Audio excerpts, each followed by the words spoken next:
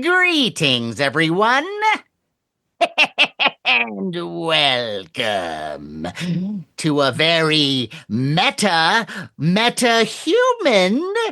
edition of Monster Party. Monster Party. Monster Party. Monster Party. Monster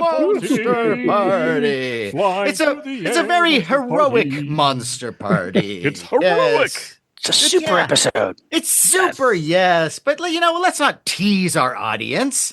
Let's get right to the meat of this. And speaking of meat, Yes. I am Matt Weinhold. I am SHAWN Sheridan.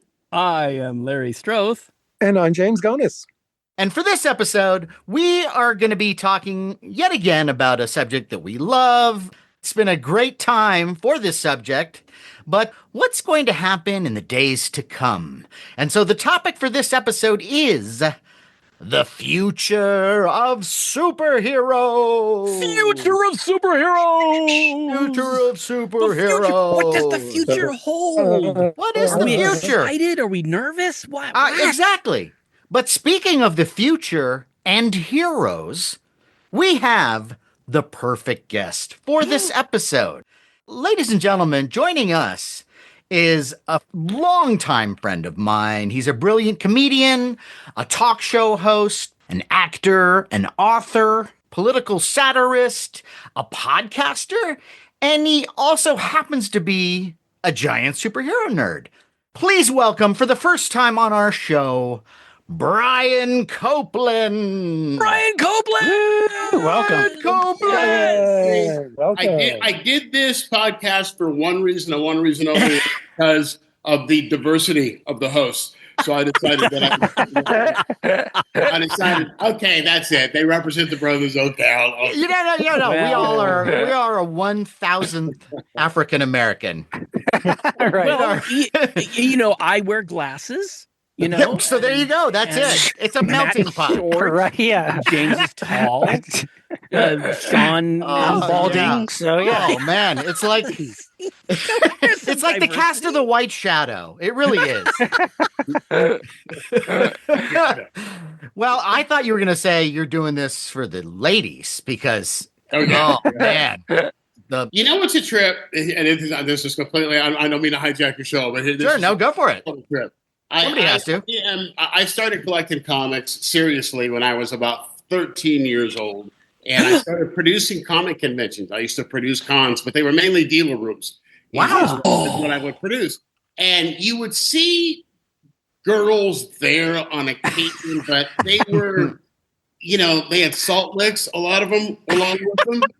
And, okay, so I went to WonderCon once. I went to WonderCon like in 2001, and it was like, oh my God. It's WonderCon in Oakland, California, before they wrecked it and moved it to Anaheim. Sure. I was just like, oh my God, these are like normal people here. Times have changed. It's like, they had like color in their skin from having left their basements. So it's just a trip how it's changed and how it's gone mainstream. Yes. Unbelievable. Yes. Nerdism in general has gone mainstream. Yeah. Every time we go to Comic-Con, if anybody would have ever told me that I would see that many people in one space who were there for comic books. And again, we've all asked the question, where were you when I needed you? Yes. It's like back in the day. Here's my bone to pick with Comic-Con and that they're not there for comic books.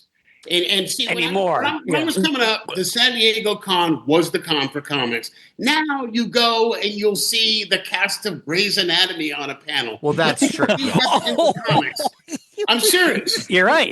When it was comics, because when I was coming up, and San Diego Con was comics. And right. It was the world's biggest dealer's room. And, and if you came within 2 or 3 months of it, and there was a book you wanted to buy that was like a key book or something, they would ask for a ridiculous price. They go, well, I'll wait till San Diego and sell it if you won't pay this. And now, as I said, it's the people you're going, I loved Breaking Bad, but the cast had no business at Comic-Con. You are absolutely right. I went there one year and it was the cast of something about my mother. It was like some sitcom. How I Met Your Mother.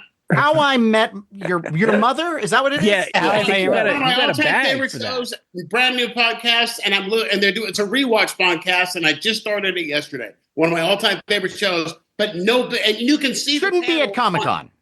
Yeah, the panels on YouTube. But yeah, you're right. It had no business at Comic-Con. None. Yeah. But see, what I would say though is that now we're talking, that's the programming. And then there was a time when it's like every media company was there to pitch their product no matter what it was. Yep. But I will still say that the majority of people that go do love either comic books or anime or genre related things, Star Wars and science fiction and so forth. And so to me, that's the exciting part. And then, the idea that many people are in costume. And I never thought I would see that world, because when I started, I also know you're a Star Trek fan, and I'm sure you went to some of the early conventions in the Bay Area I went to. TOS, I went to, the first one I went to was in San Diego. I remember the guest was George Takei. There you go. Yeah. The second one I went to was at Lake Merritt, was the first one that had Shatner. And this would have been 1976. I was 12. And it had Shatner and Nimoy and DeBoris Kelly for 3 days. Wow. There at the same time. And it didn't cost hundreds of dollars either to attend. No, it was like, I was 12 and I used my allowance money and I got in for 3 days. So that's there you go. That's amazing. Yeah. And I remember in that situation, there was, women there too. And there was also, like, back in the day, I remember there was a kind of almost like a hippie element of the people who did the cosplay. And I loved every time, no matter what convention, I always loved going to the costume contest, because that is always a beautiful snapshot of people who are dedicated cosplayers to, I'm out of my mind and I am going to spend the next 5 minutes proving it to you. But I'm sure, over the years, the whole world of comics and how people looked at comics, it has changed. It's like what Sean had said about how comics in general, everything has turned into a little more like a big pop culture thing. And now it's mainstream, and the biggest movies are comic related, right? And because the biggest filmmakers are nerds themselves now, making. Although I have to say, I think that we all lived in a very exciting time when we actually saw the transition from the cheap superhero movies to the expensive ones. Now we've had years and years of successful, very high end, expensive movies that are comic book related, and I'm wondering, have we got to a point where it's been too much? There's too much in the oversaturation. Oversaturation. I don't buy that. I don't buy that. I mean, thank you. I don't either, by the way. I've never believed in oversaturation. If the product is good, it's funny you mentioned that, because I was looking, I'll go through on my Facebook feed, because of the stuff I look at. I will get old superhero stuff that will pop up in my feed. Like I had a clip from Electro Woman and Dyna Girl pop up. Greatest show ever. Yes. With Deidre Hall. And Judy Strangest.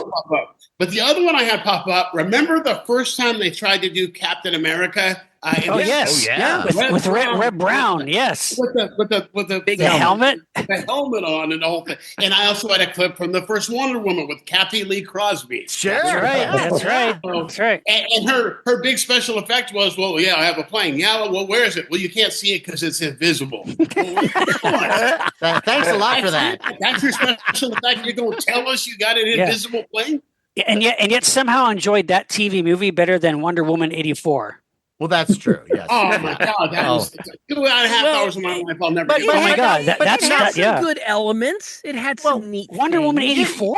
Yeah, it had some. No, Larry, are you fucking out of your mind? I thought we all agreed on this. Wait, yes, as Larry, how are you fucking defending that movie? You didn't like the whole beginning, the opening with oh my God, every fucking Diana, aspect of that movie was garbage. It was a complete, direct, absolute misfire in every way. Look at it this way: guys who are fucking her don't defend that movie.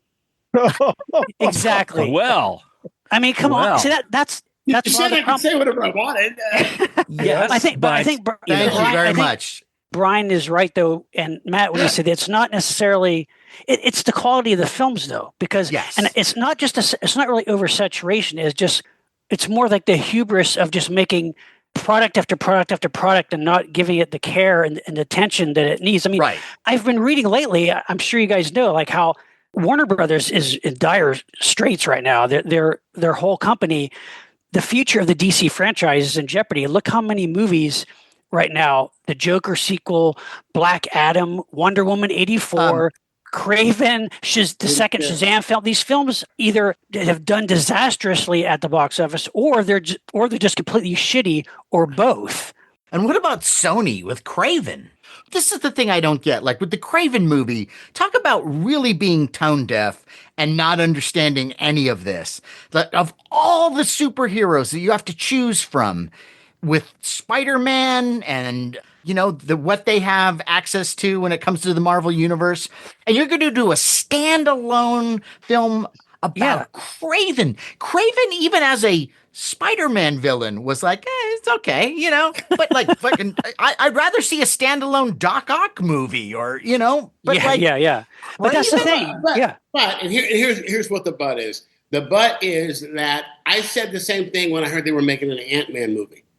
So you can say loved that. Ant-Man. I liked Ant-Man in the comics. He was fine, but the fact of the matter, and it turned out to be, it's one of my favorite franchises. I agree. But you can't base it on what tier in the hierarchy of comics the character belongs to, because it depends on the execution. It really does. Sure, true, but to me, this is not a matter of tier. This is a matter of an interesting character to start with and where you can go with it. Craven is a hunter, and that's kind of just his thing. He's a really good hunter, where Ant-Man, actually, I think Ant-Man is probably one of the most powerful superheroes of all of them, because he's the one who can shrink down, climb into your ear, and rip apart your brain. Yeah. That's it. Yeah. And I think there are way more places to go with Ant-Man than say, I'm the hunter guy. Ant-Man played the biggest role in defeating Thanos at the end, just for that reason. Yeah. All three Ant-Man films I like a lot, actually. Yeah, I think me too. It's an underrated franchise within the MCU. See, I think great cast. that the third Ant-Man movie was very unfairly trashed. I agree. Yes. Anywhere near as bad as what they said. Well, I don't think it was bad at all. I mean, No.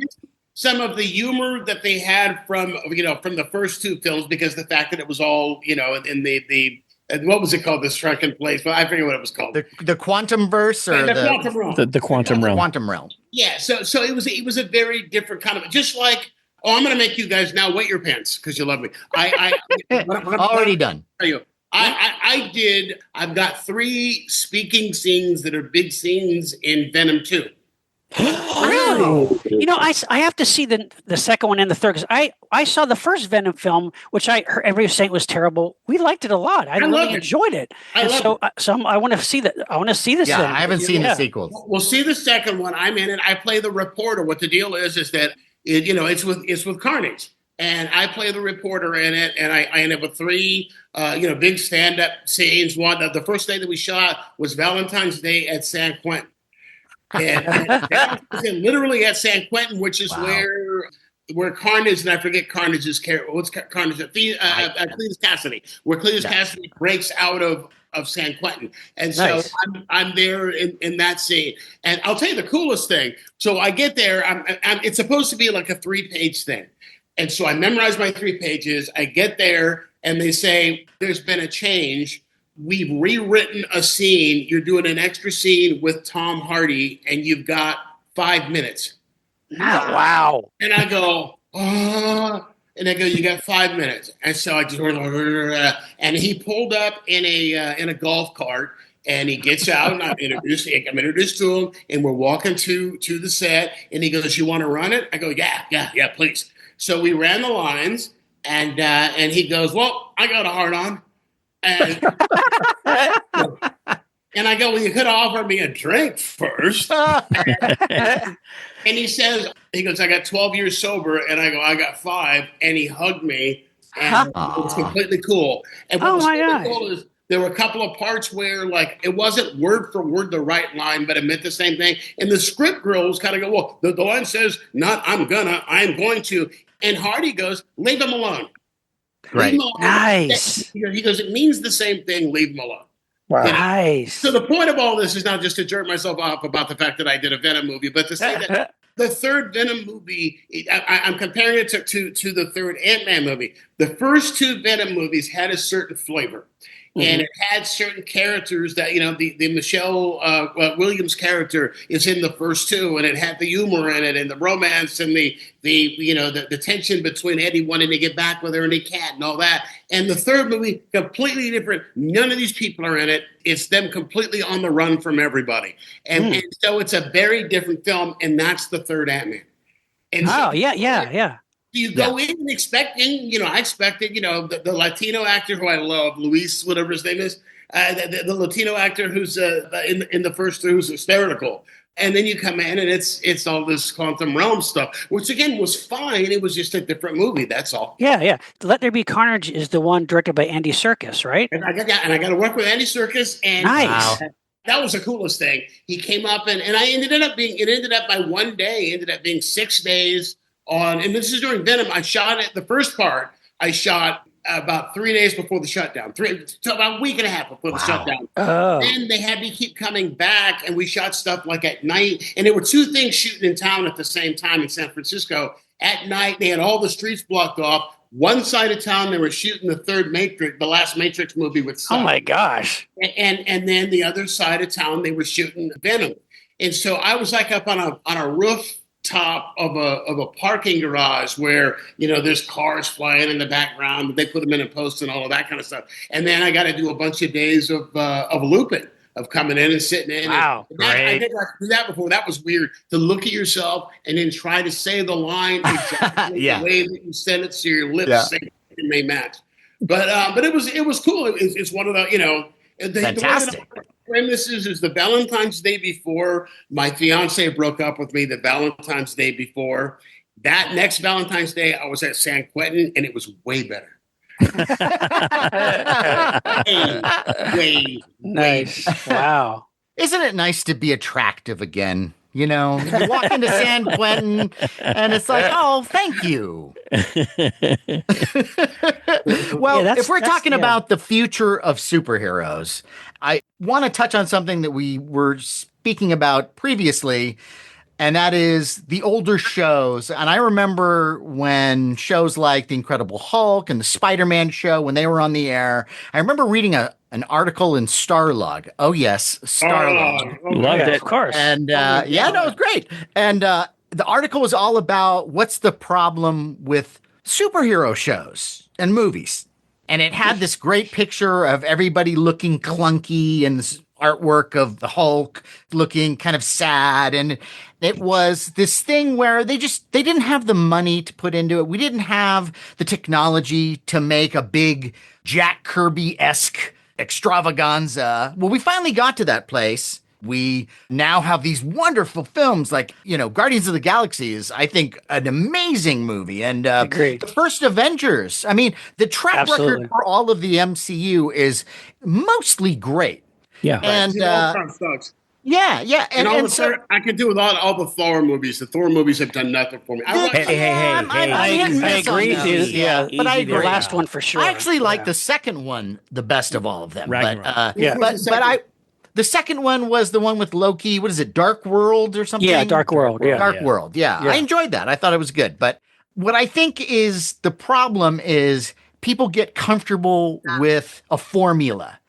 And you need someone like a James Gunn to breathe life into something. They have to like the material they're working with. And I think what happens sometimes is you might also have somebody who does have a vision, and then I think maybe suits come in and alter the vision a little bit. And then I think what they do, and this is my pet peeve, but they look at past films and they go, well, Guardians of the Galaxy, that had all this humor in it. And so that's what the people like. They like it to be funny. So now every movie from that point on has these awkward humor moments that are so cringe that you just like, fuck, can we get on with the story and let someone who is better at this handle it? If it's organic, it works. If it's organic, right. If it's character related, or if you set up a universe like the Deadpool movies do, where humor is the ground floor of Yes, the backbone. yeah, of what this thing is trying to do. Then in that case it works. But when you try to shoehorn it in, it just feels like someone is cheapening the thing that I always wanted to be taken seriously. Yeah, I'm with you. Well, Age of Ultron, I couldn't even get the first 10 Yeah. minutes. Oh yeah. The first 10 minutes turned me off so much. I was like, all right, I'm Wait, out. This is- okay, I'm with you. Okay, wait. I agree. Wait. I gotta jump back here. Are you talking about the whole party when they have the party? Okay, that's a great the- scene. That's the Okay, scene that whole sequence is just terrific because I don't know, Brian is a superhero expert. I'm more like that regular Joe, the regular guy who goes to the popcorn, and that film I really liked Age of Ultron. I don't know, James, where you get off on like Larry, compare it to the other Avengers movies. Where do you think it falls? But Sean, that's like no, but Sean, That's a fair thing to ask. It's a franchise. It's still a good Avengers movie. I don't think so. With the money they spent and what they no, could do. I'm talking now. I'm talking. Larry, Endgame state your was piece. just fantastic. Does it equal that? No, but I still enjoyed it. It was still good. It was still fun. I was still able to eat my popcorn and just go, where's this going? I'm excited. And I love that whole party sequence. But James, you didn't like that? The humor, I'm talking about the first 20, 30 minutes. The humor seemed so forced. It just didn't work for me. And I was cringing. I was like, man, this is nothing and nowhere near as good as the first one. Well, I really enjoyed it, but this is what I really want to know because you're our Superman expert. We grew up. We saw. I'm the Superman expert. Oh, Brian. Okay. My dog's name is Crypto. Yes. Well then. Yes. I swear to God, my dog's name is Crypto. But Brian and James, this is the thing. My Superman was Christopher Reeve, and that's what I grew up with, and I loved him. I actually didn't mind some of these other guys. I was concerned with this new version of Superman, but James Gunn, he's a very talented guy. Yeah. And then we saw that trailer that just came out not so long ago, and it just gave us a bunch of really quick clips. Superman, he doesn't really look like a Henry Cavill or even a Christopher Reeve, but we got to see this ice and these other characters and the dog. And I thought, when I saw that dog, I went, oh my God, that's brilliant. We haven't seen Crypto the dog. Not live action ever. Yeah. And also look at the other characters that are coming in this thing. We got Guy Gardner. Yeah. Who was one of my favorite DC characters because he was like the asshole Green Lantern. And there you have an opportunity for organic humor. And then you've got Metamorpho. What are they going to do with that? I mean, that's my problem. My problem is that there's too much shit in there. I don't need I don't need. There's too. Okay. No, it's a Superman movie. Give me Superman. Give me Luthor. Or if you want to have Luthor and Brainiac team up, that's fine. But I don't need. I don't need all of these. Hulk Girl is in it. But Brian, we know the Superman story. It's been told to us over and over again. What I'm excited about for this one, they're not doing an origin story. It's like Superman has already met Lois Lane. He's already working there. It's already in place. And so it's interesting to me that they're redoing the Superman story, but they're not doing the beginning. They're not doing the origin story. Yeah. The base is supposedly the main source material is Superman for all seasons. I don't know if any of you have read that, but that's what the main source material that Gunn is using. I got to reread it. I haven't read it in years. But are you excited? Are you excited about this? I am, and my kids are. I raised my kids all Superman fanatics. Channel 36 here in it used to be Channel 36 in San Jose. Every Labor Day weekend, they would have a Superman marathon where they would play The Adventures of Superman with George Reeves all weekend. One after another all weekend. So my kids and I would have sleeping bags of popcorn, and we all weekend. That's what we do. Wow. And so that's how I have raised them on Superman. And so it's a big deal for us when it moves. So anytime like a new clip comes out, or there was a poster that came out yesterday that I sent them with Crypto licking his face. Crypto's licking his face. He's holding him up and he's licking his face. But I'm gonna have to wait and see because I'm with you, Christopher Reeve. I'm rewatching. I'm rewatching the Superman movies. Like I saw them all in the theater when they came out. I saw the first Superman movie I think 5 or 6 times. I have literally in the theater. I have literally seen Superman 2, which is my favorite of them, Really?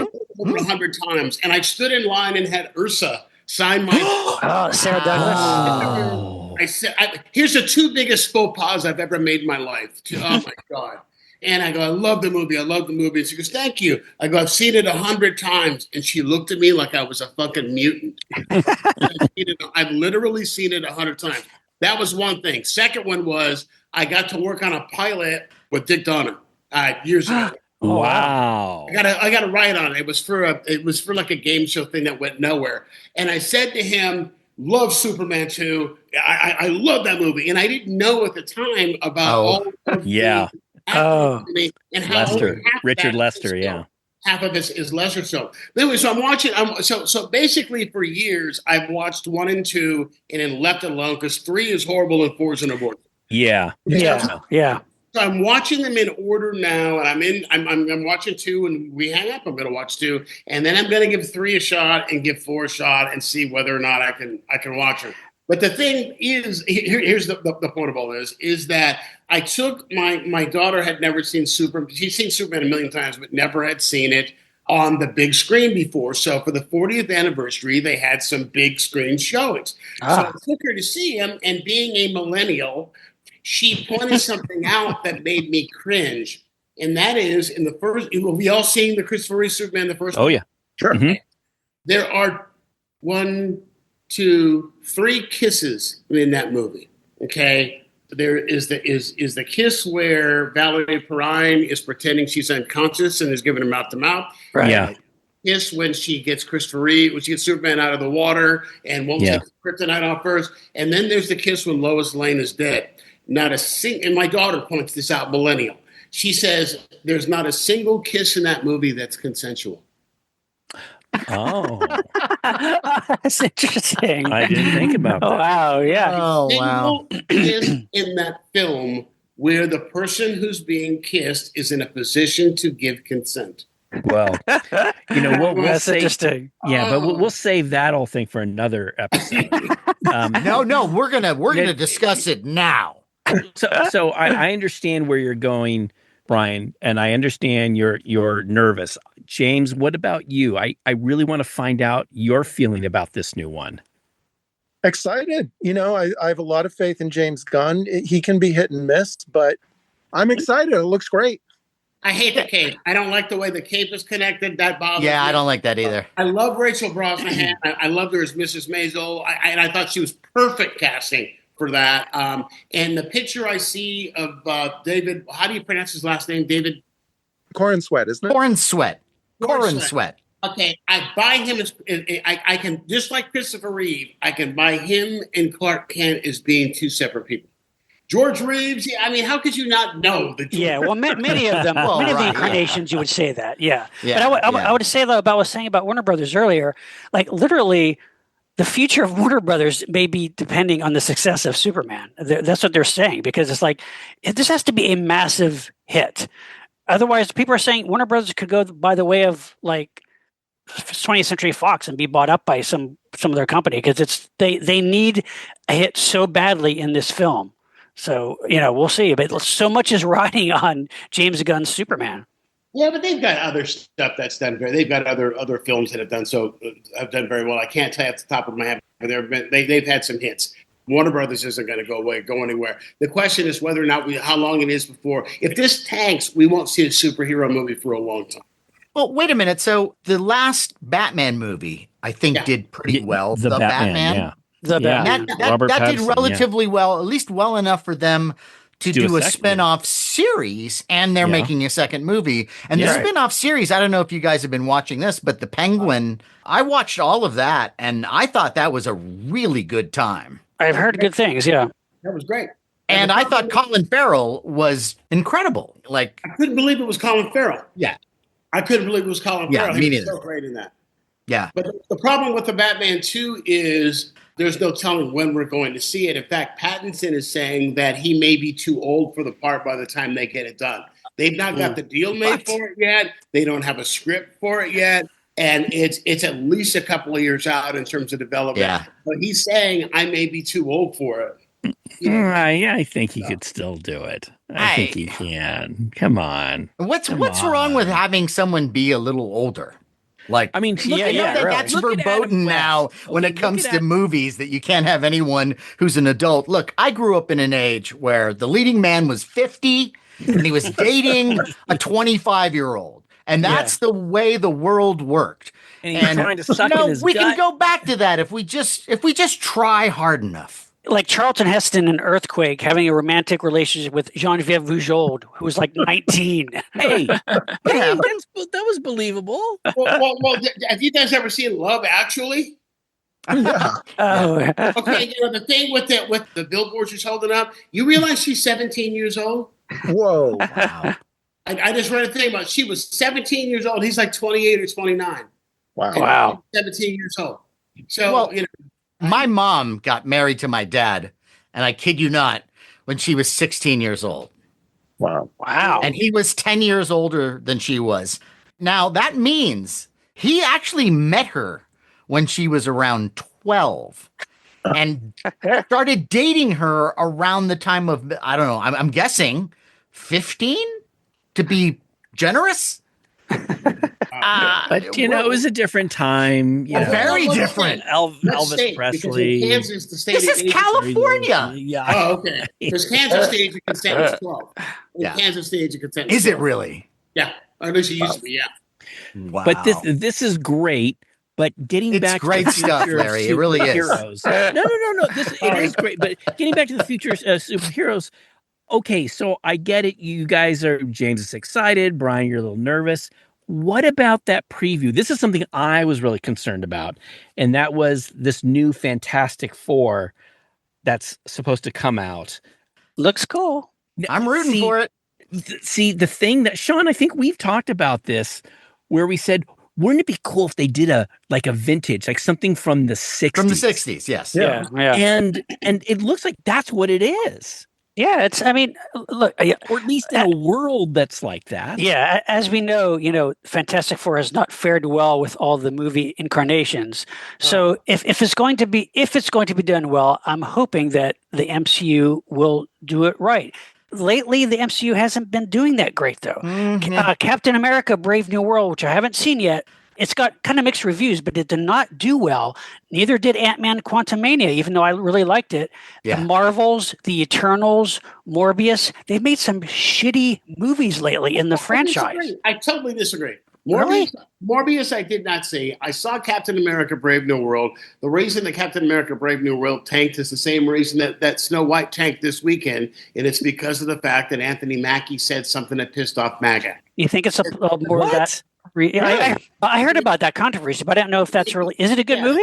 That has something to do with it. He made a statement that pissed off MAGA. It did, for a normal movie, it did well, but for a movie that cost $500 million, it did not. And with Snow White, it's the same thing. She made a comment about Snow White's coming out, free Palestine. Well, what's wrong with you? You don't say stuff like that. The Marvels, it was fanboys that killed the Marvels. I saw the Marvels on a sneak peek night.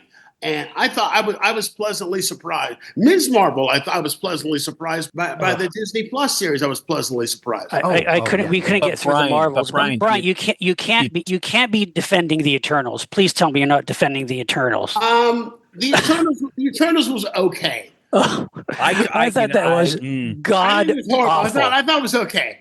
I wanted to like Brian. I wanted to like it. I went in with an open mind. I want to like them all. Yeah. And I had my popcorn and I'm ready and I'm just. Yes, I know. You have the popcorn. Always got your popcorn, but there was a moment when I'm like, oh my God. It was something about it just seemed so dull and slow and it wasn't like, well, Larry, don't you like the background stories of these people? No. I'm not and sure throw what it all was. logic away. Yeah. Exactly. And see, that's here was my only major problem with the Eternals is if you're there to help humanity, where the fuck were you when Thanos was here? Right. Exactly. Right. Well, we had to let them figure it out. No. See, Thanos that's exactly. It makes no sense. Can I go back just a step? Because this has been bothering me. Brian, you mentioned that you had a couple faux pas when it came to the people involved with the early Superman movies.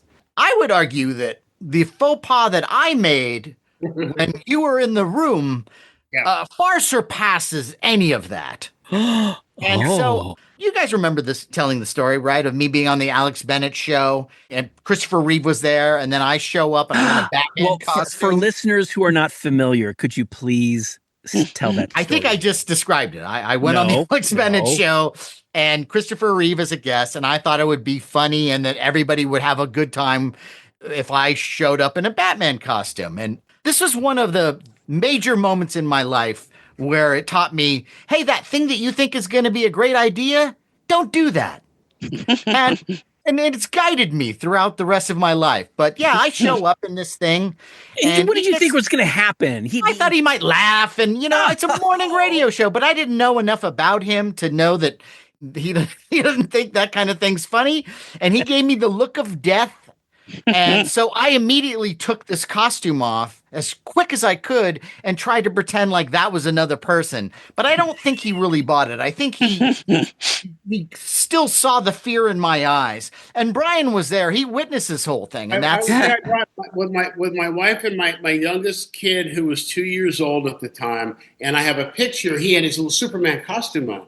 And I have a picture of Christopher Reeve holding him up, and he's in the Superman. Oh, wow. And I've got a big Christopher Reeve picture that's signed. I mean, a big, gigantic painting not a painting, but a framed picture that I bought like at a flea market years before, and it's signed to Adam and Brian Christopher Reeve. That's like my prized possession. Wow. Nice. But in all fairness, Matt, what you didn't know, and I didn't see, is that my wife was in the, we were in the studio, and she was in the outer hallway, and saw him yelling and screaming and ripping his assistant a new asshole. So Ooh. yeah, so he might have been in a bad mood for other reasons. Oh, So okay. it may not just been because of you doing that. Now, Still, when in this- general, I leave the Batman costume at home now.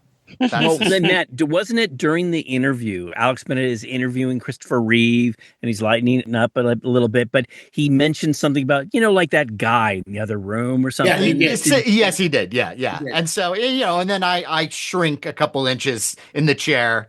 And Did you say I'm something sure like, "Oh yeah, that guy's a jerk" or something? I wish I would have said that. People, right? But anyway, However- yeah. So, but however- Brian was there. He can attest. I was And there, Brian, yeah, and Brian, and in fairness, Matt, you did say that you brought a bunch of Superman stuff and that he did Yes. sign He did. everything. That you Oh. He did.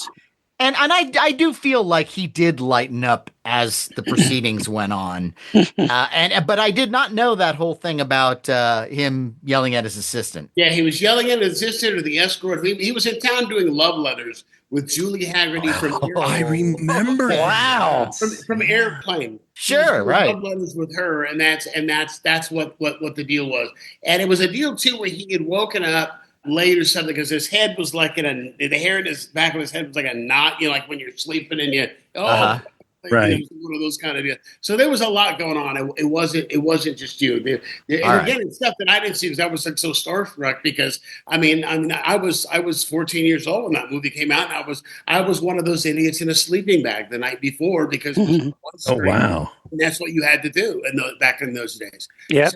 I do feel that people these days would be a little more like the actors in these various movies would be a lot more forgiving of that kind of thing because it's just more widespread. And it does show a very loyal fan base. And that's the other thing about superhero movies is that I hate it when anybody who, film snobs come in and then they say something about, every movie is a superhero movie. Well, maybe a lot of movies that are in the theater because you have to make so much money to pay for those movies. They have to be these big spectacles. And Right. that's the kind of movie you want to see in a big theater. Exactly. If you want to do your little independent film, you can easily do that now and release it on Netflix. Exactly. I mean, these are not film. The whole point of the spectacle is because these are not films that you're supposed to watch on your phone. No. Right. Yes. That's the whole thing. And here's what bothers me about critics that say that, and that is, you didn't see them 20 years ago and going, "Oh God, they're all rom-coms." Yeah, right. Yeah, Harry sure, met Sally, we're happy, good, they're together, wonderful. She lost him in 10 days, and they ended up back together. You didn't see him saying that, so why? It's a snobbish thing. Yeah. Go back to something I wanted to mention earlier. We were talking about like when we were kids, how the superhero costumes were. And my theory is this, because they were doing Superman, and they were doing, you did Superman in the serials, Adam Ant versus Superman and Superman with Kirk Allen and Lyle Scott. Yeah. He was the first one to play Luthor. And you did Batman, and in Batman and Robin, which is so incredibly racist. You got to watch it. It's so unbelievable. It's a World War II thing, and they. Yeah. Oh, that was horrible. They refer to Horrible. Japanese as the shifty-eyed Japs. Yes. Yeah. It's the inscrutable yellow peril. It even makes a reference to rounding them up and taking them to the internment camps. There's even a reference in there That's about nuts. that. The line is, a wise government rounded them up. A wise government rounded them up. But the whole unbelievable is like Wonder Woman and then Batman in the 60s. It was a costume. And when you tried to do that with Marvel, like, with the first Spider-Man movie with Nicholas Hammond, the first Spider-Man series, the last about 6 or 7 episodes, it was silly string. And what my theory is that it took technology and CGI time to catch up with Marvel. That's the only reason that Marvel was behind. It wasn't because of stories. It took technology time and CGI time to be invented and to catch up to it. Another aside, have you guys watched I did this maybe about a year and a half ago. I watched the Marvel movies in chronological order. Starting with the first Avenger. Yeah. Going all the way up through Endgame. Cool. And it's real interesting because there's a lot of stuff that you miss, that you don't realize that you missed, that were that were important because of the fact they were mentioned in a previous film. But watch it from Avengers to Endgame. You can go on Disney Plus, and they actually have it laid out. That is so cool. That is really, really cool. Where does Incredible Hulk fit? Because that's the only one that's not in there. That's the only one. Because Incredible Hulk is the one that's like the bastard child. And I think that's a great movie. Yeah, and I really wish that Ed Norton would have been Bruce Banner all the way through, because as much as I'm all right with Ruffalo, I think I love Ruffalo. I love Ruffalo too. He's fine. He's fine. But I think Ed Norton had such gravitas, and it would have been so great to see him up against Robert Downey Jr. Anyway, I love that movie, and it gets very little love. Yeah, it's underrated. Yeah. And one of the things, though, that I saw in that movie you have the character of the Abomination, which is a classic Hulk nemesis. Who is in She-Hulk, by the way? There you go. Oh, really? Yes, that's right. Another very wacky Marvel entry. But the Abomination, when the Abomination transformation scene finally occurs, I was really disappointed, because they did what is done in a lot of superhero films. They try to smooth out all the edges of the character. And this goes back to even maybe some of the shows from the 70s.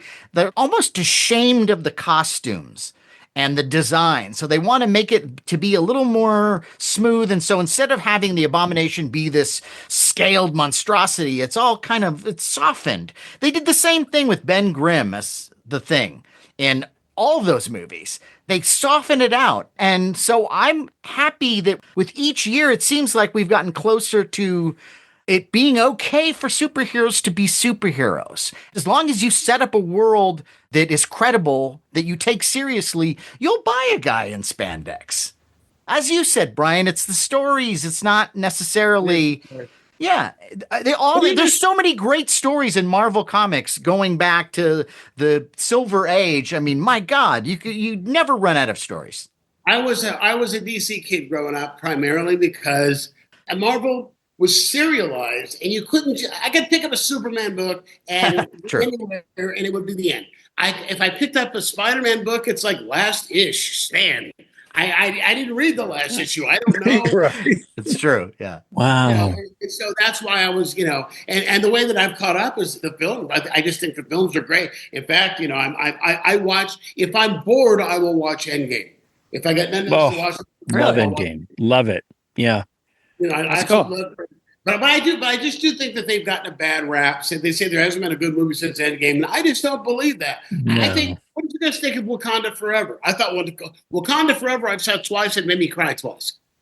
I thought it was uneven. I did like it a lot, Yeah. and its heart was in the right place. There's a lot of stuff I liked in it, but unlike the first Black Panther movie, which I love, or the other Black Panther appearances, Wakanda Forever is not one that I feel like I want to go back to again and again. Whereas the other Black Panther appearances, I do. I love the character. I was so ready for Wakanda Forever because not only do I love Black Panther, but I love Namor. Namor is one of my favorite Marvel characters of all time. I love Namor.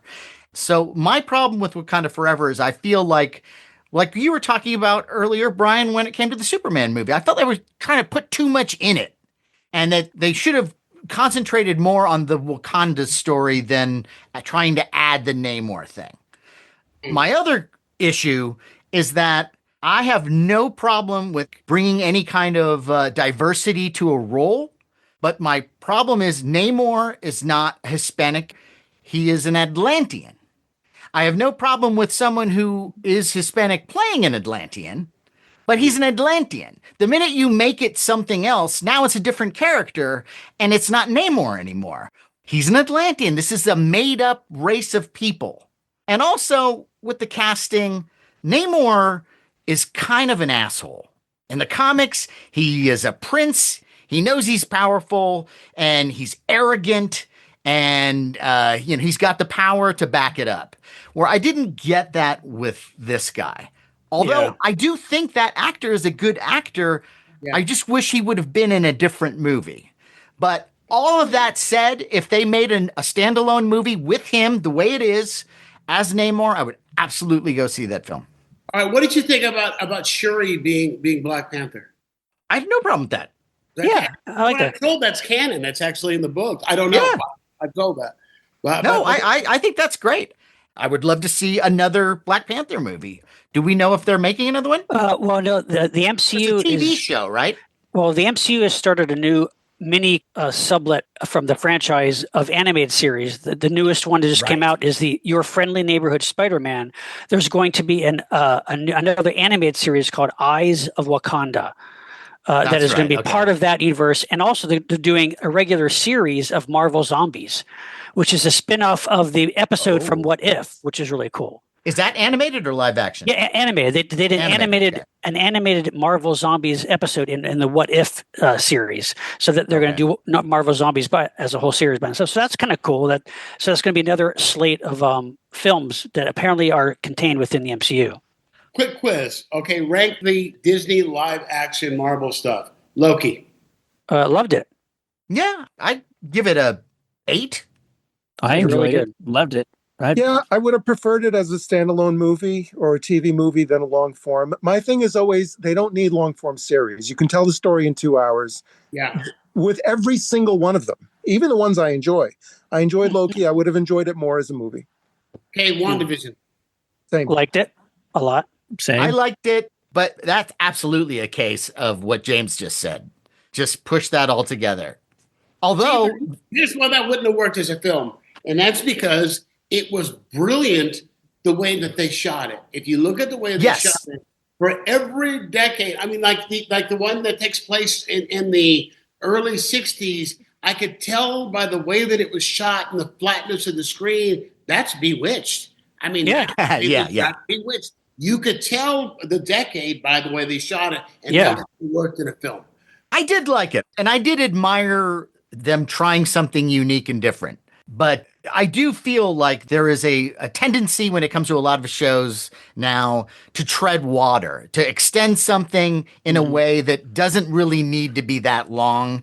And Well, although, when it comes to Loki, I was pretty entertained all the way through that one. Me too.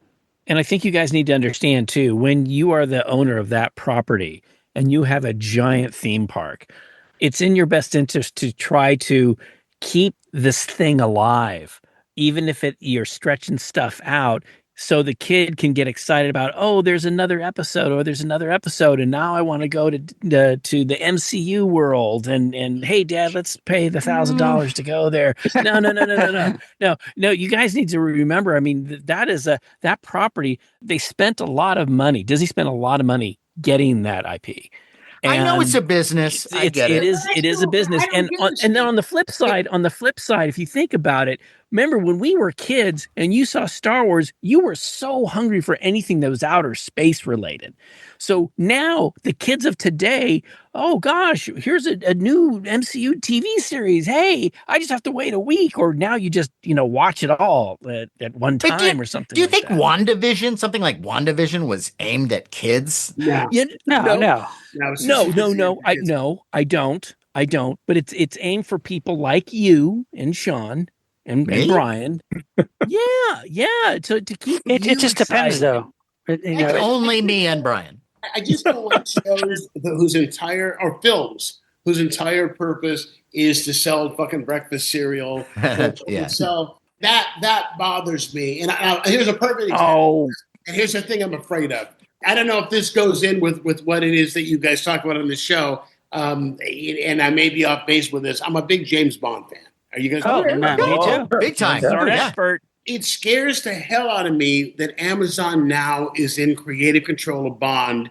And one of the things that Barbara Broccoli said in terms of why it took so long for them when they could not get along with Amazon, Amazon bought MGM.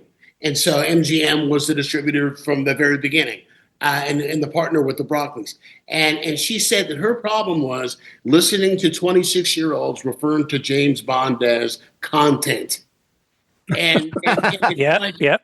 And so what's going to happen now, and here's what my fear is, I don't want to see a Money Penny spinoff. I don't give a shit. Exactly. I'm serious. I don't care what Money Penny does when I'm off. I guess I'll go home. I don't care.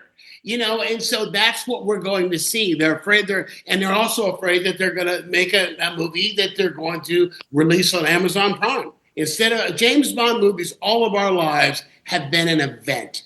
Yes. It's an event. It's once every 3-4 years. It's a big deal. Some of them suck, but most of them are good. Even the ones that suck still have, something. Moments. Yeah, I agree. I do want to see a series of dolls called Bond Girls with those oversized heads. Girls with a Z at the end. Yeah. But Right. James is our resident James Bond expert. So this is something I haven't asked him. I'm curious, James, what you think Well, about. you guys know I was not a Daniel Craig fan. I thought the whole Oh. pretty much ended with Pierce Brosnan. So anything that they do now is post-mortem. I'm kind of out. I'm looking forward to the music, maybe. We'll see. I mean, maybe they'll redeem the franchise somehow. It couldn't get worse. That's how I feel about I it. didn't mind Daniel Craig. I just didn't like the movies. I love Daniel Craig, and I love the I like the movie. first one. What's wrong with you I guys? liked Action. Casino Royale, and then it's just diminishing returns. But Skyfall's great. Skyfall's we gotta have you back for that. Skyfall. I'll tell you a story. I interviewed on radio once the two casting directors, Jane Jenkins and Janet Hershenson, who cast him. Oh. And do you know that when he got that part, he couldn't drive a stick? Oh, wow. Nice. James Bond couldn't drive a stick. Now look, I know we're getting off the topic here, James Bond, but getting back to something I really wanted to get Brian's opinion on, because I have mixed emotions about this. So there was this big announcement with the next Avengers Doomsday film. Who's going to play the MCU villain, Doctor Doom? And the announcement, it's going to be Robert Downey Jr. Yeah. And when I saw that, I'm all, Really?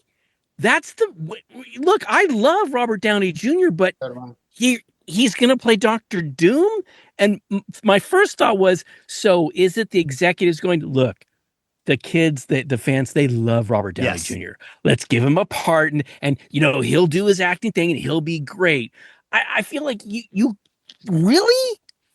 And I love him as Iron Man. Do I think he could do a fine job as Doctor Doom? Sure, yeah, but it's like, is that the best they could do? They couldn't get a different actor.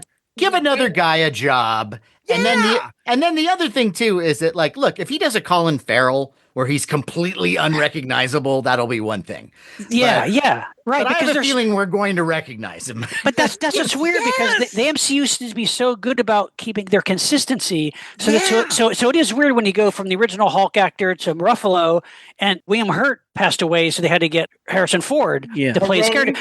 But Robert Downey Jr. is Tony Stark, so yes, that will be very strange. You're right, Matt. That will take me out of it unless that's his voice and face looks completely different. So I don't want to be thinking it's Robert Downey Jr. I want to be thinking it's Tony the character Stark, Doctor Doom.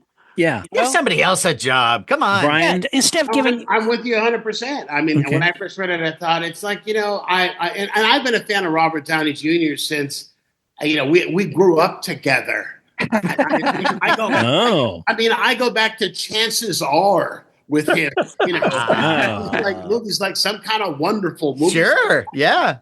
With him, and when he and actually the best picture he did before Iron Man was he played Chaplin, and he was brilliant. Chaplin, great. Yes. And that's when I first realized he can act. He can really act. Mm-hmm. But him as Tony Stark, he so embodied that role so much. Perfect. It's just to me, it's almost desecrating the role. It's like a gimmick. The Tony Stark role. Yes, Sean, it's like a gimmick. It's like a casting stunt. And I feel like, are you guys trying to pull a fast one on me? You're trying to, and right off the bat, I know there were a lot of people that are excited, but right off the bat, I'm like, I don't know. I don't know. I'm not, I'm not excited about that. I am excited about the movie, though. Yes, yes. I can't help. I'm a huge Fantastic Four fan, and I really want the movie to be good. Yeah. And I hope that he's good in it, but that does concern me.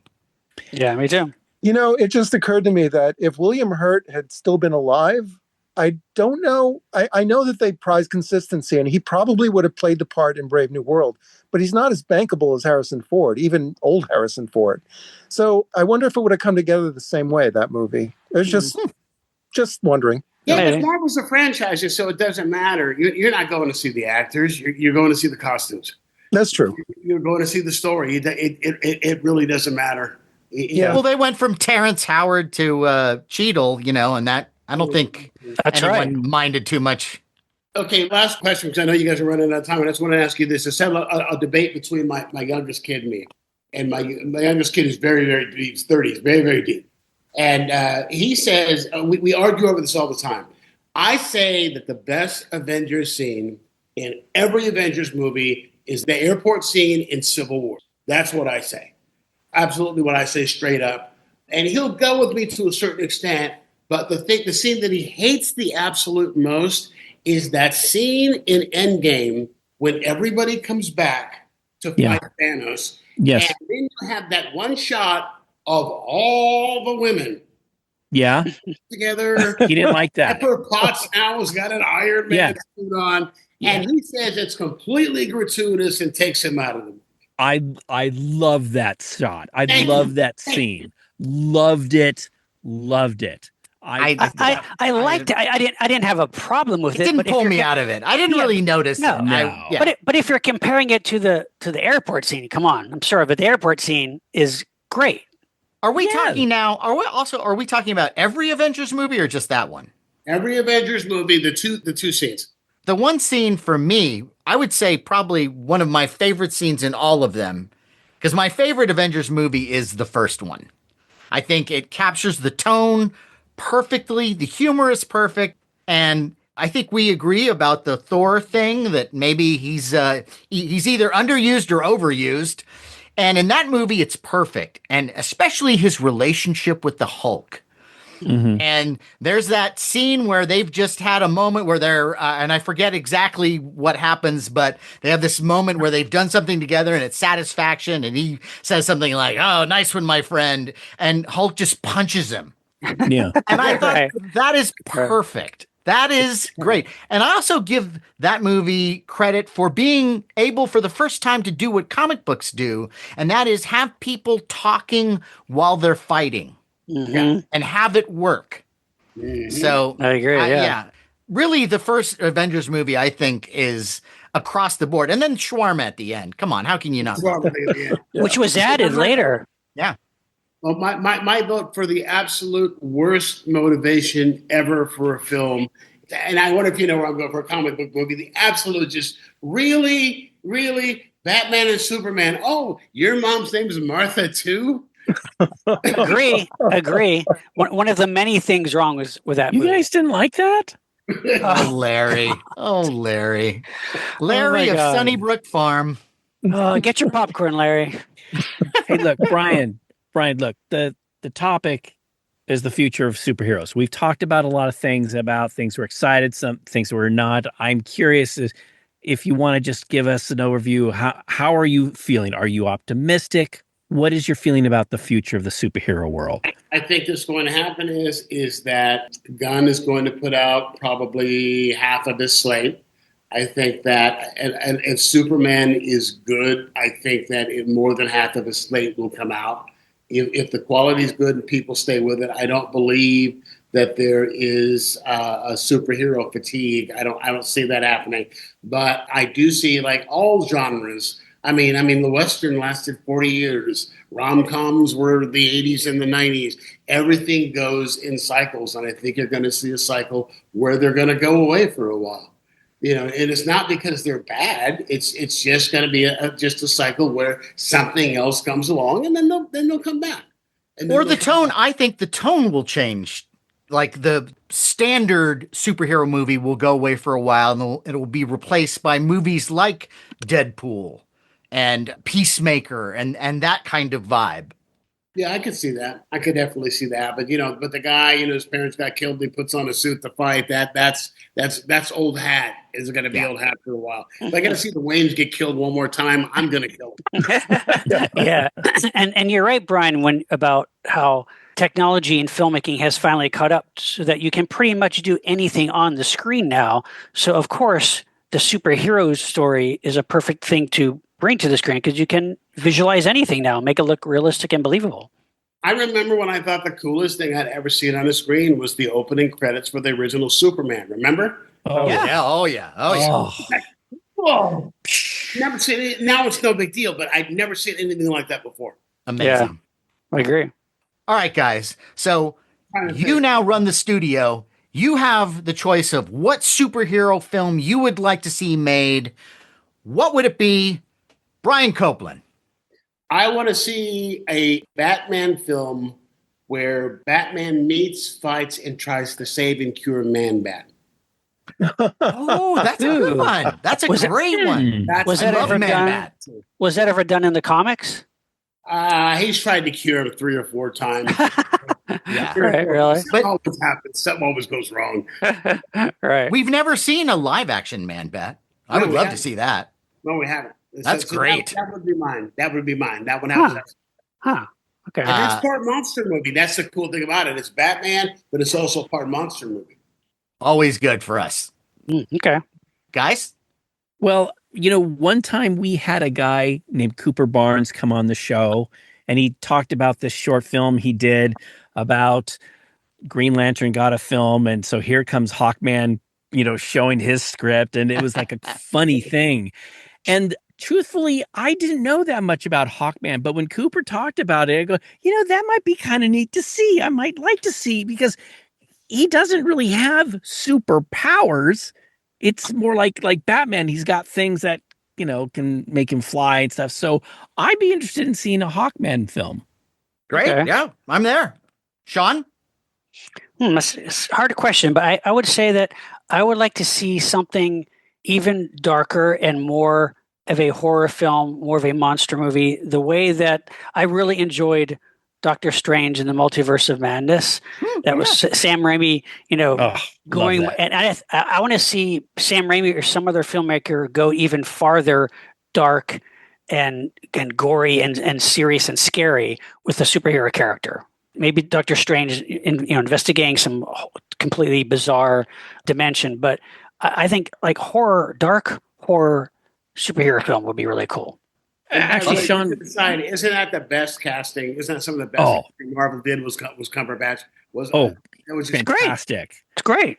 Now, Sean, the end of that film, it kind of leads you into, aren't they working on another one? I don't know. I mean, I don't think that's necessarily on the slate right now for the MCU. Maybe it could be, but I just love the Doctor Strange character too. It allows you to go to this psychedelic, aspect. I think this could be so cool. Yeah. Yeah. A little less wacky would be nice. But that's what I mean, Matt. They still kind of kept it in that MCU vibe a bit. That's why I like to see it go super dark and scary. 100% horror. James? I'd love to see an adaptation of Alan Moore's Supreme. Very meta. And it worked great in the comics. I think it could work great as a movie. I love Supreme. I got to read it. I've never read it. Oh, it's brilliant. It's great. You'd like it. Okay, I'll pick it up. For me, much like what Sean was suggesting, I would like to see a very scary, serious Ghost Rider film. Oh. Because I love Ghost Rider, the way he looks. I love the idea of it, but those movies are a disaster. And to see one that was genuinely scary, maybe gory, that would be great.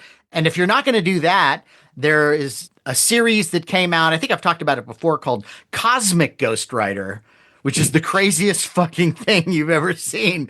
And it's Frank Castle becomes the Ghost Rider at like the end of the world, and then meets Galactus, becomes Galactus's herald. Wow. And then meets Thanos, goes back in time and has to raise baby Thanos to be a better person. How great does that sound? That sounds amazing. And there you go. Oh, man. Second bite of the apple. The other movie I'd like to see is a live action Miles Morales movie. That's Yes. Yeah. 100%. Yeah. Well, guys, this has been great. This has been so fun. Super. Brian, thank you so much for being with us. I mean, and your amount of knowledge is just amazing. And I love hearing your stories about being behind the scenes kind of thing. Yeah. So look, I know. Please have me back. This was so much fun. This is great, right? We'd love to have you back, but I know for listeners who are new to you, can you tell us, is there anything that's coming up or something that you're working on? Tell our listeners where they can hear you or see you. Yeah, well, I've got a podcast called Copeland's Corner that's on YouTube and anywhere where you listen to podcasts. And I have 3 comics on every week. We talk about the news of the week. Sometimes it's funny, sometimes it's heavy, but we kind of get to it. And we're expanding it into a network where I'm having comics come on and do 14, 15-minute commentaries that we drop in throughout the course of the day. So we're working on that. In addition to stage stuff, I do a lot of stage stuff. I do one-man shows is what I'm mainly known for these days. And I've got a stage show that I'm doing about monologues on life in the age of Trump. That's called The Great American Shit Show. And it's selling out everywhere I do, and it's sold out. And the thing I'm most proud of is during the pandemic, because I had nothing to do, I wrote my first crime fiction novel. And it sold and it did well. And so now it's a series. And the first one's called Outraged, and it's out now, Walmart, Target, wherever you get books. And the second one is called Shadows of Justice, and that one comes out on April 29th. And I'm halfway through the third one right now. Wow. Fantastic. Busy Very man. cool. But anytime you guys have me back, it's fun to be able to talk to people who don't look at me like I'm crazy when they're Right. Yeah. That's how we feel. Look at me, and go, I had a brother-in-law go, let's talk about the real world. Yeah, but when Green Goblin, you see, he doesn't hit the ground. That's the thing. Why she doesn't die, because he doesn't hit the ground, And he's looking at me like I'm out of my mind. It's so cool to be able to talk to guys that are like, you guys get it.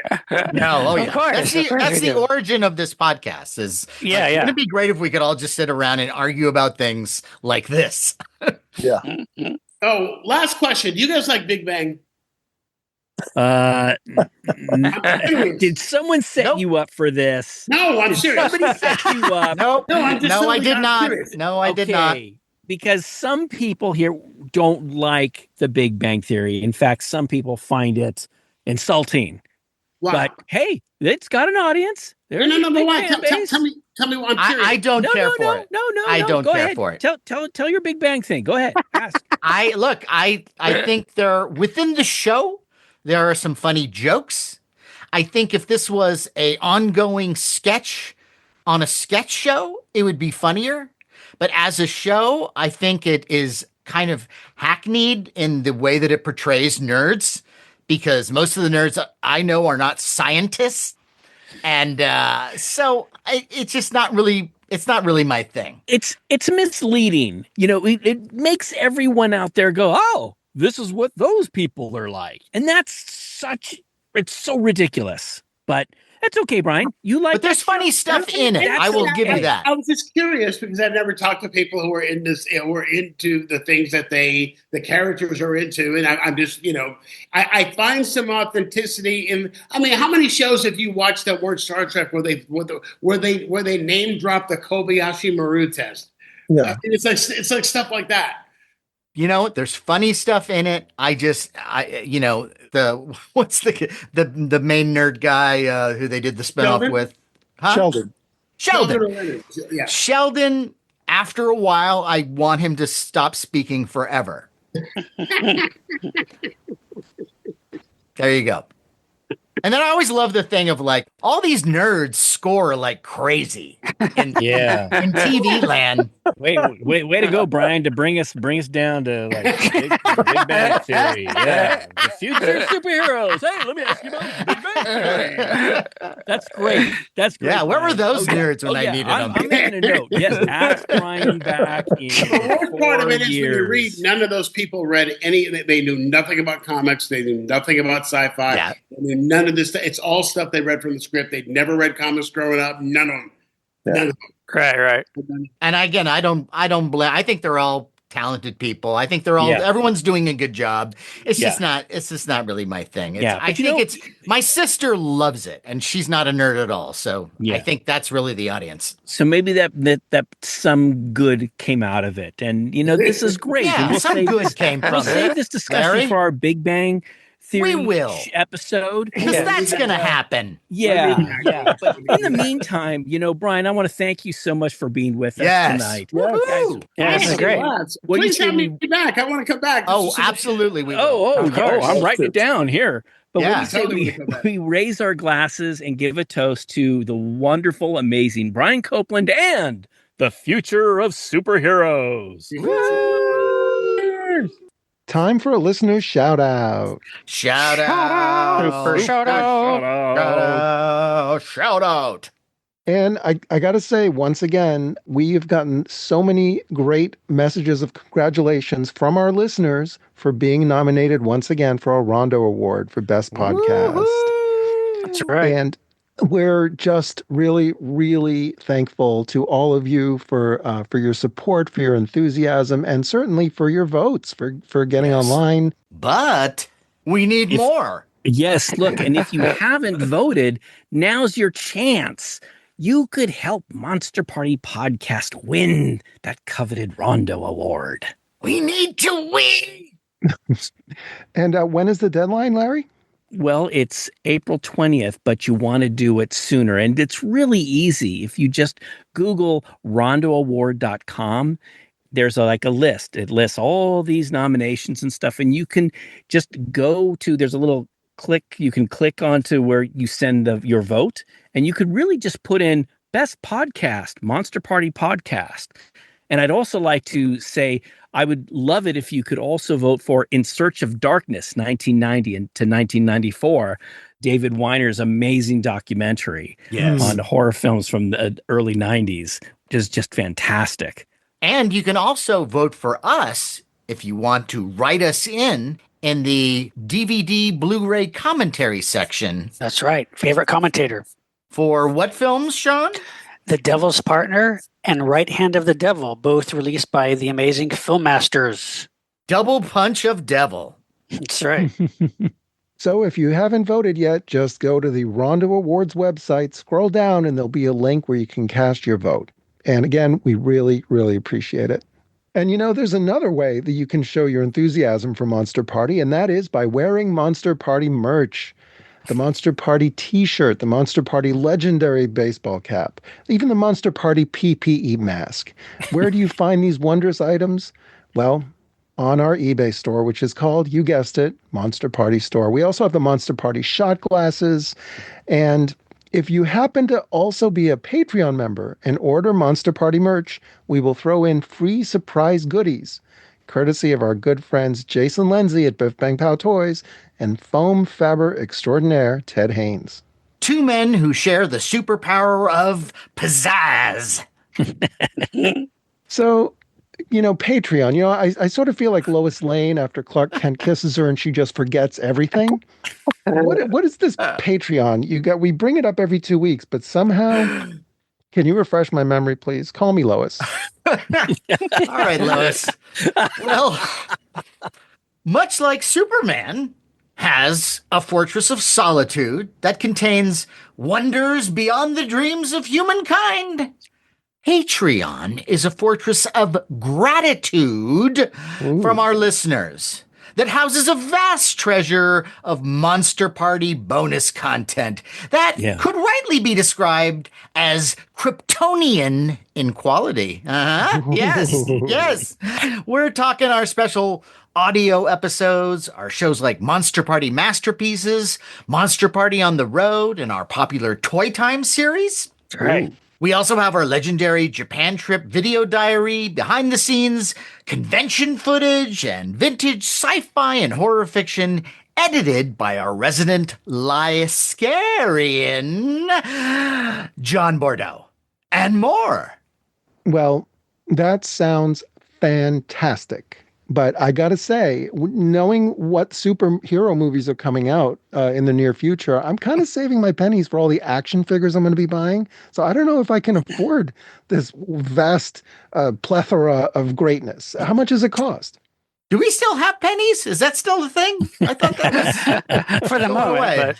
But, Okay, all right. Okay. Well, for the highest price I could expect to receive from a major studio to option my screenplay, The Guardians of the Galaxy meet Emmanuel in Space, you could become a Monster Party patron. And that price is just $5. $5 a month. What? That's a bargain. You can't get a one sheet for Craven the Hunter signed by the entire cast for that price. Sadly, that's true. Wow. Well, I'm sold. How do I join? Well, all you have to do is you go to patreon.com, you go to Monster Party, you click join, you follow the instructions, and next thing you know, you'll be as happy as Ghost Rider after an ice bucket challenge. And speaking of the Ice Bucket Challenge, we are on social media. What? We are on, well, that was a social media thing, right? So okay. All right. Yes. Okay. I take it all back. We are on Facebook at Monster Party TV, YouTube at Monster Party TV, Twitter, now called X, at Monster Party HQ, and also Instagram at Monster Party HQ. And hey, wherever you're listening to us, please take a moment, send us your thoughts, write us a review. We'd love to hear from you, and we will read it on the air. And not only will we read your review, we'll create a superhero that's based on it and make it meet Emmanuel in space. On that note, I am Matt Weinhold. I am SHAWN Sheridan. I'm Larry Strothe. And I'm James Gonis. Keep America strong. And keep watching superhero movies and TV shows. And invest in crypto. The dog.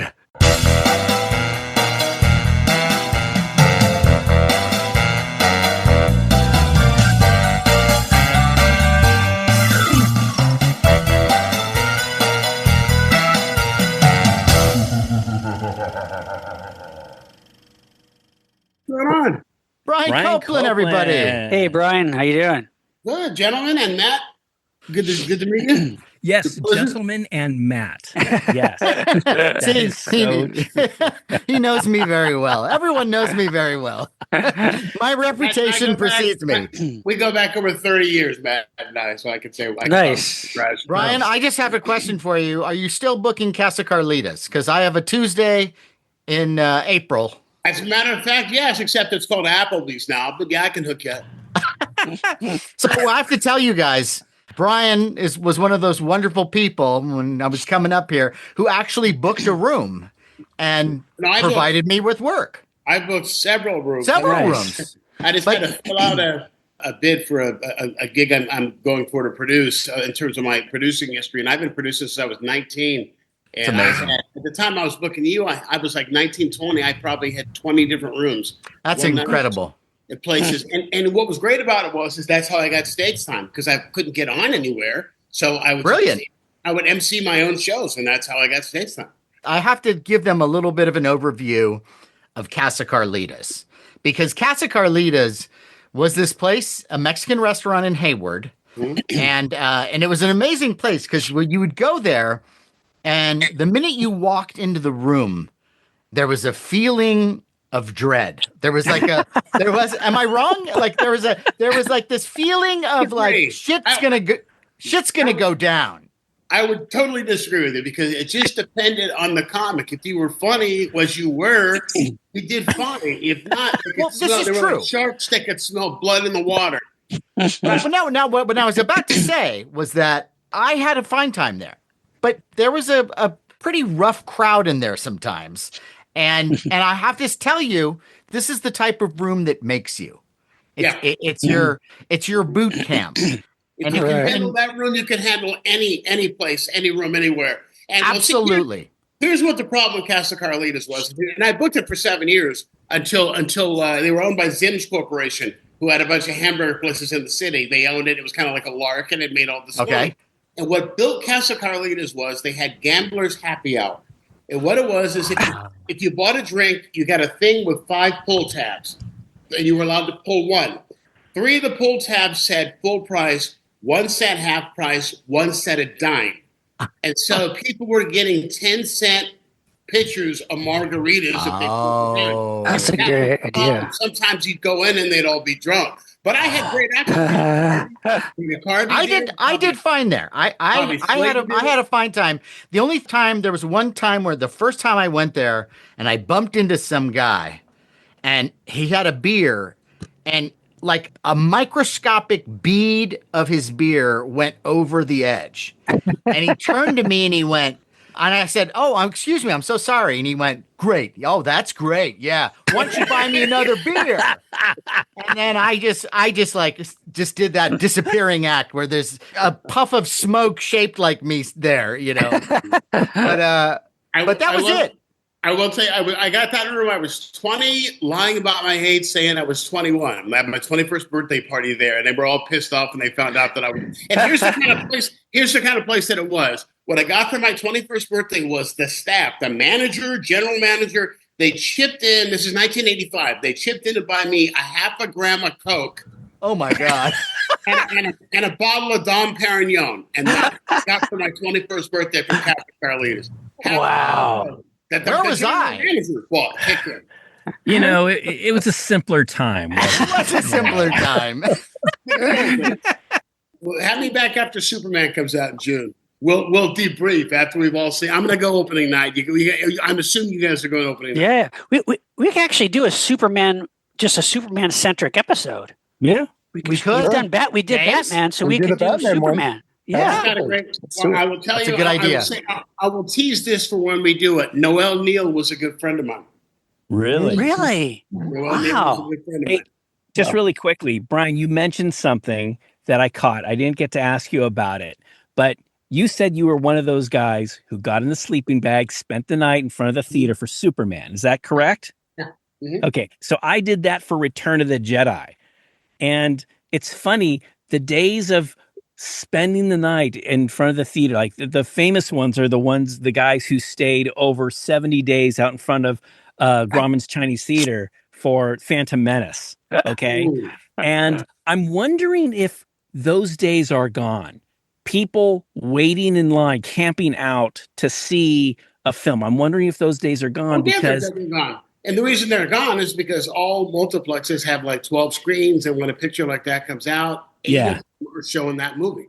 You got Dolby, you got IMAX, and it's all, so that's why those days drove. At the time we're talking about, it was 1, maybe 2 screens. Yeah. And the last movie that I waited out for like that was Batman Returns. The second Keaton picture was the last one that I actually waited out like that for. And I knew the manager, who I didn't have to wait overnight. He like snuck me a nice. Lucky. Yeah, but the first Batman I waited.